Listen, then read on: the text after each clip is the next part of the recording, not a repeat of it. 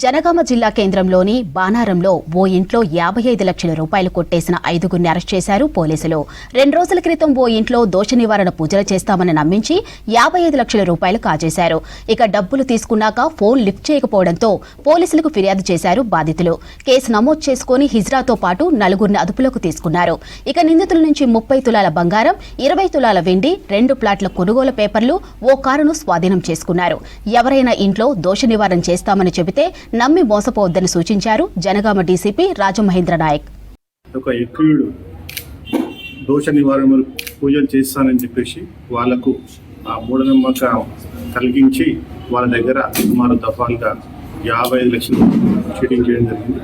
ఈ విషయంలో వాళ్ళు కంప్లైంట్ ఇస్తే ఈ కంప్లైంట్ రిజిస్టర్ చేయడం జరిగింది. అయితే యొక్క ఆమె ఎవరి దగ్గర అయితే విక్టిమ్ బాధితురాలు ఎవరి దగ్గర అయితే మోసపోయిందో ఆమెను గుర్తించడం జరిగింది. ఈరోజు మన జనగామ పట్టణంలో వెహికల్ చెక్ చేస్తుందంటే సిఐ దామోదరెడ్డి ఆధ్వర్యంలో ఈరోజు మనకు వాళ్ళు పట్టబడడం జరిగింది.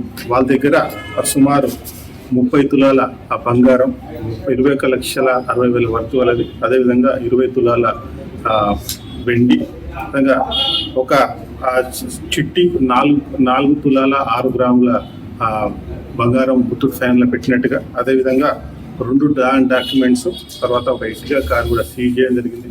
ఈ బంగారం అంతా కూడా ఎవరైతే విక్టిమ్ దగ్గర డబ్బులు తీసుకొని వాళ్ళు తమ కోసం చేయించున్నట్టుగా తెలిసింది. అవన్నీ కూడా వాళ్ళ దగ్గర మనం కన్ఫెషన్ తీసుకొని వాళ్ళందరూ కూడా అఫెన్స్లో ఎస్టాబ్లిష్ అయిన తర్వాత ఈ యొక్క ఎవరైతే మెయిన్ అక్యూజ్డ్ బట్టు నాగదేవితో పాటు ఆమె భర్త పాముకుంట్ల సందీప్, తర్వాత ఆ భర్త వాళ్ళ ఫ్రెండ్ మెతుకు గణేష్, అదేవిధంగా వాళ్ళకి సపోర్ట్స్ 2 ఉగ్లోతు నవీన్, బుక్యా గణేష్ 5గురిని కూడా అరెస్ట్ చేసి